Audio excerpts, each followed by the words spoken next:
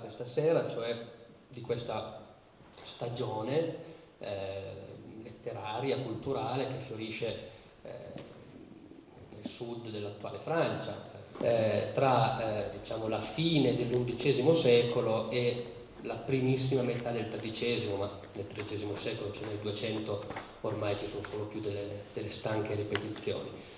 I trovatori sono i primi lirici d'Europa, in volgare, cioè prima di loro non si scriveva, almeno non c'è rimasta poesia lirica in volgare, cioè nella lingua parlata di tutti i giorni, c'è lirica, c'è un poeta che dice io e che di solito parla delle sue pene d'amore, e i trovatori, essendo un passaggio fondamentale della letteratura europea, perché dall'esperienza dei trovatori dipende poi la letteratura italiana, la letteratura francese, sempre per la lirica, quindi Dante, Petrarca, i siciliani, eccetera, eccetera, sono anche un passaggio fondamentale per la letteratura e la cultura occidentale, e fin tanto che questo paradigma non verremo sostituiti, in buona parte mondiale, per cui molti dei valori che ancora adesso noi condividiamo in quanto occidentali passano anche attraverso una codificazione per opera dei trovatori e del mondo che ruotava attorno ai trovatori e nel quale i trovatori erano immersi, cioè il mondo cortese,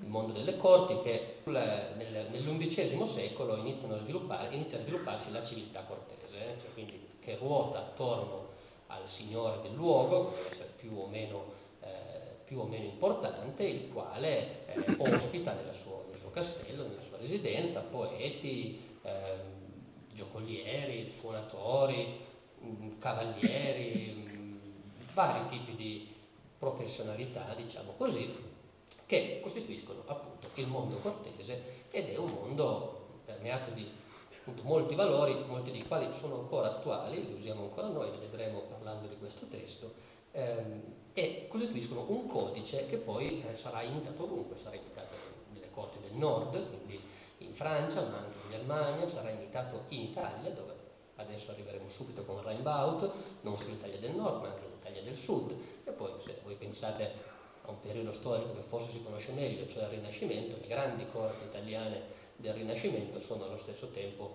l'ultima grande esplosione, perché Rimbaud de Vaqueiras, che è un trovatore noto, ma non notissimo in realtà.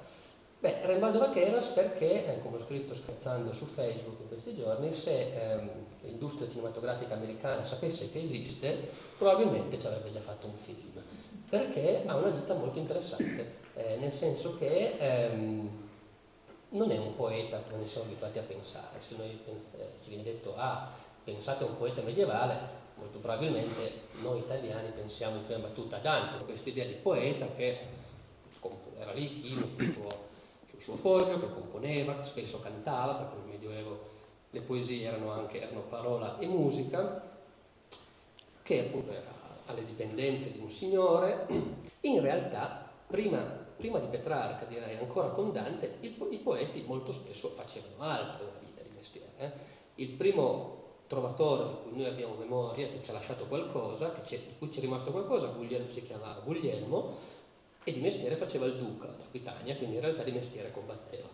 Fu nella prima crociata, ne fece le corte di Croti. Rimbaud non fa eccezione, perché Rimbaud, come ho scritto nel titolo di questa serata, Rimbaud che era il trovatore e la spada, Rimbaud fu un grande trovatore, fu un grande poeta, anche sperimentatore. È molto interessante. Di Rimbaud si potrebbe parlare per tantissimi motivi legati anche all'Italia, alla sua sperimentazione artistica, eccetera. Ma Rimbaud fu, non direi soprattutto, ma fu anche un guerriero, perché come vedremo lui parte dal niente, parte da Vaqueiras, che è questo villaggio un pochettino più a nord di Carpentras, c'è Vaqueiras nella Vaucluse, e parte dal nulla, perché la sua vita, che appunto è una composizione sempre in provenzale che racconta un po' la sua vita, romanzandola un po', dice: Rimbaud de Vaqueiras si faut fils d'un pauvre cavalier de Provenza, del Castel de Vaqueiras, che rien non Peyrols, che era tenuto per mat, cioè Rimbaud de Vaqueiras era figlio di un povero cavaliere di Provenza, il castello di Vaqueiras, che si chiamava Peyrols, che era ritenuto matto. E Rimbaud si fece giuglar, cioè divenne giullare, È stata lunga saison con lo principe d'Aurenga, Guillaume del Baus, e rimase a lungo tempo col principe di Orange, Guillaume del Baus. Pensa di cantare, far cobla e sirventessa, per cantare, fare strofe e sirventesi. E il principe d'Aurenga gli fece gran bene, gran onore, e le nansette e il fece conoscere e presiar alla buona gente. Il principe di Orange gli fece gran bene, lo onorò molto e lo portò avanti le nansette, lo fece conoscere e apprezzare la buona gente. Buona gente vuol dire quelli che contavano. E poi dice, e venne in Monferrat a misser lo marchis Bonifasi, e venne in Monferrato da messere il marchese Bonifacio. E stet in sa corte long temps e crexi de sen ed armas ed trobar. E rimase nella sua corte a lungo e crebbe di senno e di armi, cioè quindi virtù guerriere, e di trobar, cioè come di virtù poetiche. E poi dice la solita cosa che dicono tutte queste vidas dei poeti provenzali, cioè che si innamorò di una donna. E innamorezze della seror del marchese, che aveva nome Madonna Beatriz, falso, che fu moglier d'Enrico del Carret, e trovava degli ei mantas buonas canzons, faceva molte belle canzoni su di lei, e appellava là in sas canzons bels cavaliers, falso, bels cavaliers, era una donna ma era un'altra.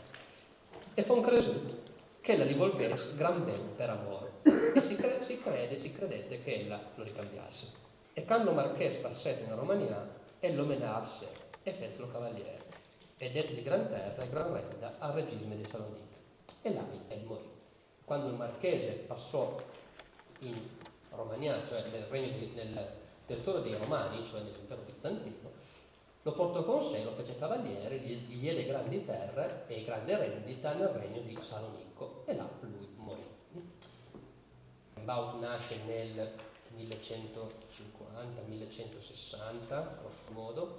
Lui nasce quando la poesia trovadorica è al culmine della sua bellezza, della sua ricercatezza, tutti li vogliono i trovatori, ma quando lui è trovatore ormai questo momento è un po' passato, per cui bisogna cercare qualcuno che molto banalmente ti dia moneta e ti alberghi, ti dia da mangiare, ti sovvenzioni. E le corti del sud erano inflazionate di trovatori, no? Per cui cosa si fa?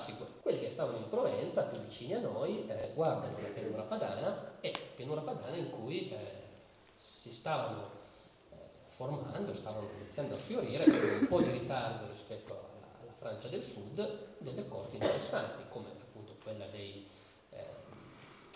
Monferrato, questa transumanza di trovatori che valicano le Alpi e vengono da noi a chiedere ospitalità, a scambiare la loro arte per alloggio, vitto, eccetera, eccetera. Appunto Rimbaud intorno agli anni '80, quindi quando è un ventenne circa, fa una prima visita in Monferrato. I 4 punti dove noi ci muoveremo oggi, appunto Azzurro e la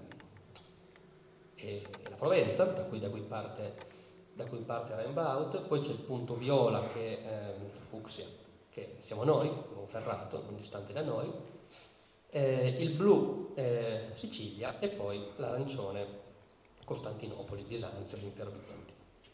Anni 80 Rimbaud cerca fortuna di qua, dalle Alpi, arriva nel Monferrato e si installa alla corte di Bonifacio. Bonifacio ha qualche anno in più di lui.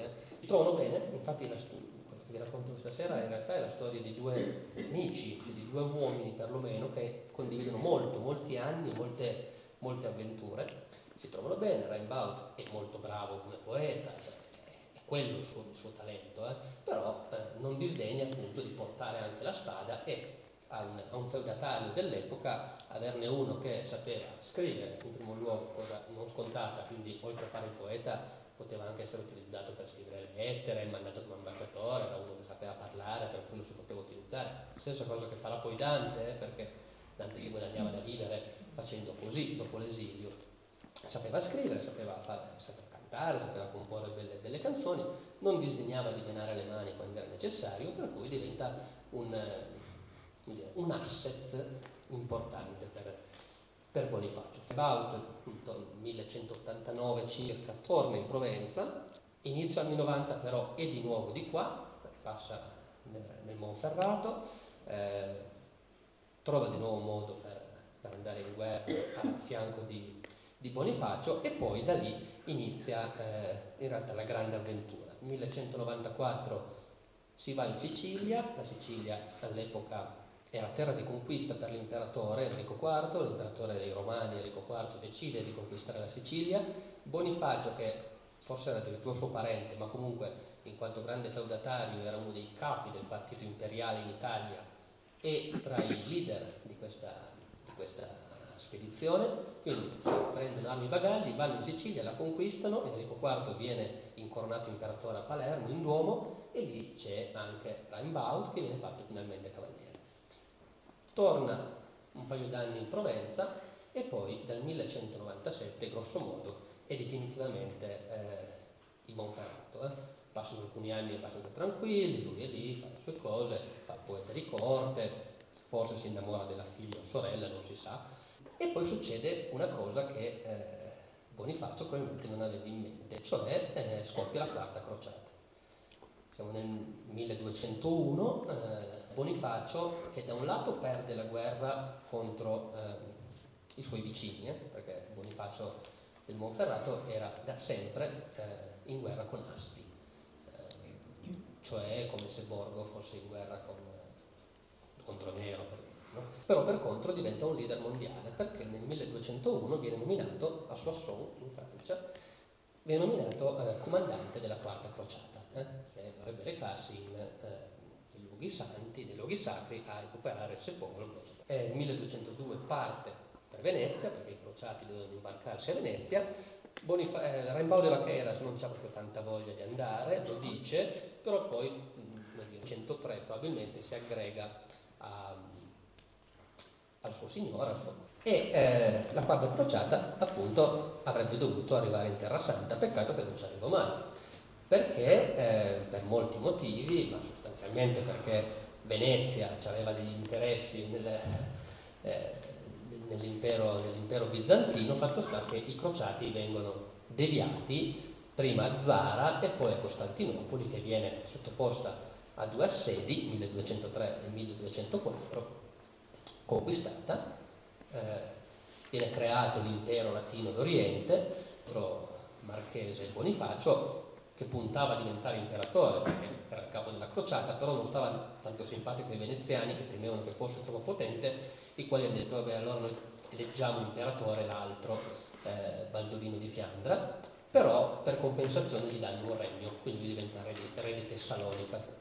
Il problema è che ai greci, cioè ai bizantini, che fossero arrivati gli occidentali, gli europei, a installarsi a casa loro, non andava tanto bene, motivo per cui si ribellano, resistono, per cui gli anni tra il 1204 e il 1205 sono anni di combattimenti, e sono gli anni a cui poi risale questo testo in realtà. 1206-1207 altri attacchi, altre difese sempre contro i bulgari, finché di ritorno dal matrimonio di sua figlia col nuovo imperatore Enrico II di Fiandra sposa Agnese, figlia di Bonifacio, nel 1207, tornando a Salonicco, che era la sede del regno, c'è un agguato e Bonifacio muore in questo agguato. Di Raimbaut non si sa, è probabile che muoia anche lui.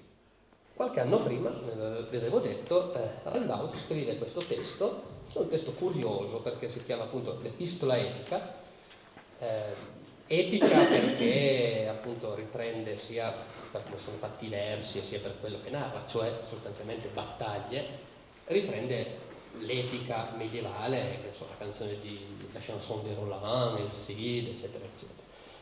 Epistola perché lui si rivolge al marchese, e sono tre strofe che vanno lette al contrario, cioè sono chiamate prima, seconda e terza, ma in realtà l'ordine cronologico dei fatti narrati è al contrario, cioè prima sono avvenuti i fatti della terza, poi i fatti della seconda e poi i fatti della prima. Senhor Marquês, nos velhos tos remembrar los joves fats que em prim presem a far, que paorai tornés a malestar, a nos che esautre deuriam ciastiar. Signor Marchese, non voglio ricordarvi tutti i fatti giovanili, tutte le giovanili imprese che fin dall'inizio cominciamo a fare. Le prime, quando loro si incontrano, abbiamo detto, la prima visita è degli anni 80 del 1100. Poiché ho paura che ci tornassi indietro come un boomerang, che ci molestasse a noi che dovremmo ciastiare gli altri, che dovremmo insegnare agli altri. Rimbaud e il Marchese dovrebbero ormai essere dei modelli anche per dei giovani, per gente che è arrivata dopo nella corte, quindi così, un po' per verità, un po' per topos letterario, dice ma no, se non è il caso di raccontarvi tutte le cose che abbiamo fatto, perché ne abbiamo fatte anche di non proprio, forse, onorevoli.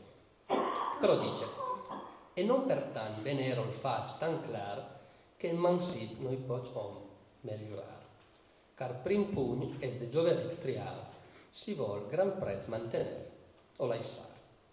Dice, e tuttavia queste imprese erano tanto splendide, tan clar, che in un giovane uomo non se ne potrebbero trovare di migliori, cioè abbiamo fatto delle cose fantastiche. Poiché è di grandissima importanza, della massima importanza per un giovane ricco, che non vuol dire un giovane ricco, ma vuol dire il ric nel linguaggio cortese è il nobile, per un giovane nobile è di prima importanza decidere se vuole gran prezzo mantenere o laissare, cioè se vuole mantenere gran pregio, e questo è un termine centrale, un termine che come vi ho detto usiamo ancora noi oggi, tante cose sono di pregio, per le persone di pregio, per l'orologio di pregio, eccetera, però per noi il pregio adesso è una cosa che diciamo si può anche misurare in soldi. Il prezzo per il mondo cortese è uno dei valori più alti, cioè quando si ha pregio si è apprezzati nel resto della corte e quindi si è tenuti in grande considerazione. Avere prezzo è uno dei fini dell'esperienza cortese. Se non si guadagna il prezzo, tanto vale andare a fare un altro mestiere e non stare in corte. Appunto, se vuole mantenere o lasciare il prezzo. Cum vos senior, che volguez tant usar vostra valor ad esser comensar, che vos mi fesez per tot l'ausar, vos cum senior e mi cum bacalar. Appunto, questa scelta, come voi, Signore, che naturalmente voleste tanto innalzare il vostro valore, naturalmente valor come tanti sostantivi nori in provenzale femminile, per cui la vostra valor, altro concetto cardine della corte, cioè il valore, che è un valore sia guerriero ma anche un valore etico, cioè il valore della persona, che voleste innalzare così tanto il vostro valore fin dall'inizio che faceste lodare dappertutto voi e me, voi come signore e io come baccalà, cioè baccelliere, quindi novizio, apprendista, eccetera. Ricordiamoci che Rimbaud era un po' più giovane di Bonifacio, inoltre non era nessuno, mentre Bonifacio non era ancora marchese all'epoca, ma comunque. E inizia a raccontare, adesso racconterà due imprese giovanili. E cares greu perdere, desamparar, segner, amic com deu tenere in car, poiché è doloroso perdere e desamparare, non me lo ricordo mai cosa vuol dire. Abbandonare. Grazie. E abbandonare un amico che bisognerebbe tenere da conto, Signore, voglio ritraire e l'amor rinfrescare, voglio ricordare e rinfrescare la nostra amicizia, amor, però in questo caso è l'amicizia, tra l'altro, anche lì, amicizia, non è che fossero amici nel senso che noi oggi diamo il termine, erano amicizie anche di battaglia, un'amicizia di corte, quindi è un po' diverso dalla nostra amicizia. Voglio ritraire l'amor refrescar, lo fac che fem de Saldina de Mar, can la levem al marchès al sopar, a Malespina de sul plus aut lugar, e la donez a Ponset d'Aguilar, che morì agli Eid per liesa mar. Voglio ricordarvi il fatto, lo faccio che fem, il fatto che facemmo, cioè l'impresa che compimmo, a proposito di questa tizia, Saldina de Mar, siamo dopo il 1182, quando la portammo via, dopo cena, verso il bar, al marchese Malaspina, Alberto Malaspina, che era il cognato di Bonifacio. la portavano via del surplus autogar, cioè questo Malaspina, Alberto Malaspina sostanzialmente era a cena con questa Saldina De Mar, non si sa se lei fosse d'accordo oppure no, stavano in qualche castello abbastanza in alto e per una bravata giovanile o chissà perché, può anche essere che questa roba non sia successa, però lo vediamo per buono, Bonifacio e Rimbaud partono e gliela portano via. E non solo gliela portano via, ma Bonifacio la Donez a Ponset d'Aguilar, cioè a questo Ponset che non sappiamo chi sia, questo sul serio non sappiamo chi è, Ponset d'Aguilar che moriva nel letto per amor di lei. Probabilmente non è vero, però è uno dei topos della letteratura cortese, la malattia d'amore. E poi inizia in realtà l'impresa più grande che ci accompagnerà fino alla fine di questa strofa. E membre vos dai monet lo giuglar, canta montaut venc las novas contar e Montaldo. E membre vos dai monet lo giuglar, canta montaut venc las novas contar, che Giacobina ne volia menare in Sardegna, mal son grat maridar. E ricordatevi qui dice lo giuglar ai monet, queste monete. Gioglar non necessariamente vuol dire giullare nel senso dispregiativo che noi gli diamo oggi al termine. Il gioglar era uno che poteva fare il poeta, Saltimbanco poteva fare il mimo, Rimbaud poteva definirsi gioglar, l'avevo letto prima nella vita, se si fece gioglar, era uno che si guadagnava da vivere, diciamo, esercitando l'arte della parola e del canto, eccetera. E tra le altre cose portavano anche notizie, perché le notizie correvano sulla bocca delle persone e i giullari, o i poeti, viaggiando di corte in corte, portavano notizie dell'una e dell'altra corte. E questo Aimonet viene a Montaldo, che vedete è sotto Asti, venne a Montaldo a Las Novas Contar che volevano portare questa Giacobina di Ventimiglia, per cui molto vicino a noi, una notizia della contea di Ventimiglia, la volevano portare in Sardegna per farla sposare contro la sua volontà. E vos presesse un pauca a sospirare. Iniziaste voi marchesi un po' a sospirare. E membret vos cum vos det un baisar. E vi ricordaste quando vi diede un bacio. Allora, il baisar, sempre nel contesto cortese, è praticamente la massima cosa a cui può aspirare l'amante cortese. Cum vos det un baisar al conciat vengre, nel momento di congedarvi, con vos preghet tancar che de son oncle la volsezza imparar, che la volia tort deseretar. Lei gli dà un bacio quando si separano e lo prega molto intensamente di volerla proteggere da suo zio che le voleva portare via l'eredità. Ora, di questo fatto non c'è proprio grande contezza storica, ma qui lo zio di solito è molto spesso il cattivo di queste storie, no? E quindi cosa succede? Questo qui vuole togliere l'eredità, la vuole spedire in Sardegna per togliere l'eredità, la fa sposare a qualcuno, e allora Bonifacio dice: e vos mandez 5 scudiers montar, de tot lo mies che vos sou pestriar, e cavalghem la nuec appresso par, vos e Ghiote, Ugonet del Fare, Bertaldò, che gen non sa guidar, e mi metteis che non mi vuoi lasciare, che la levei al port, all'imbarcare. E allora bisogna andarla a prendere, e quindi Bonifacio ordina 5 scudieri di andare avanti a cavallo, e poi Rimbaud dice: e cavalghem la nuec appresso par, e noi cavalcammo di notte dopo cena. Voi, Ghiot, Ugonet del Far, Bertaldò, di questi non sappiamo chi siano, la gente che evidentemente stava lì, e questo Bertaldò che evidentemente faceva la guida perché che gente non sa guidare, e mi metteis, cioè pure io, perché anch'io non mi voglio lasciare, cioè volevo essere della partita, non volevo essere lasciato indietro, anzi fui io che la portai via al porto, all'imbarcare. Quando stava per imbarcarsi, naturalmente è esagerata questa roba, però comunque stava per imbarcarsi, Rimbaud arriva, la prende e la porta via. E qui, dal verso successivo, Rimbaud ovviamente si lascia andare allo stile epico che poi dà il nome a questo testo, no? E dice, perché si passa al presente molto banalmente, prima tutto il passato, anch'io non volli essere lasciato indietro, la portai via dal porto, eccetera, eccetera, e qui invece se leva, per cui si alza, si va al presente. E dice: el crit se leva per terra e per mar, e segon nos pesò e cavalar, gran folen caus e nos pesem danar, e cugem l'ora tots gente scappare, trosilite Pisa, non svengono a saltare. E si alza il grido per terra e per mare, e ci seguono fanti, pedoni e cavalieri. Grande fu l'inseguimento, e noi facemmo per andar via e pensammo per un momento di farla franca e di scappare a loro tutti, finché vedemmo quelli di Pisa che ci venivano incontro, che ci assaltavano. E canno sdin de nan nos traversar tan cavalier, stretch cavalgar, e tal ausberg, tan belle elmi clar, tal golfainò contra il ven baniar, rescosem nos entra il bengel finar.